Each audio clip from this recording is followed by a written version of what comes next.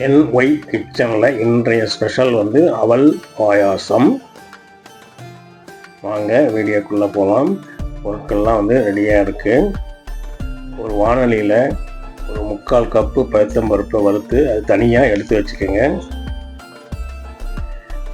வானொலியில் 2 டீஸ்பூன் நெய்யை சேர்த்துட்டு அதில் வந்து ஒரு 10 முந்திரி, உலர் திராட்சையை சேர்த்து வறுத்து அதையும் தனியாக நம்ம எடுத்து வச்சுக்கலாம்.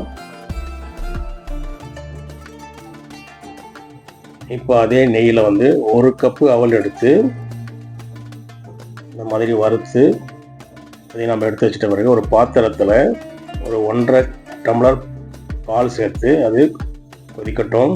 ஒரு குக்கரில் வந்து நம்ம ஏற்கனவே வறுத்த பருப்பை சேர்த்து ஒரு 4 விசில் வர வரணும் அதை வேக விடுங்க. இப்போ நல்லா பால் காய்ச்சி ரெடியாக இருக்குது. அதில் வந்து நம்ம வறுத்த அவலை சேர்த்து அது கொஞ்சம் நேரம் வேகட்டும். இந்த வெல்லம் கரையிற வரலாம் வந்து சூடுபடுத்திட்டு அதை வடிகட்டி தனியாக நம்ம எடுத்து வச்சுக்கலாம்.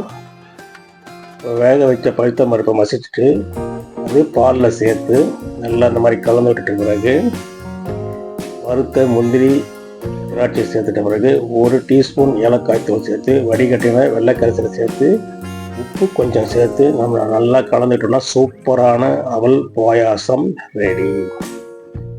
Please subscribe my channel. நன்றி, வணக்கம்.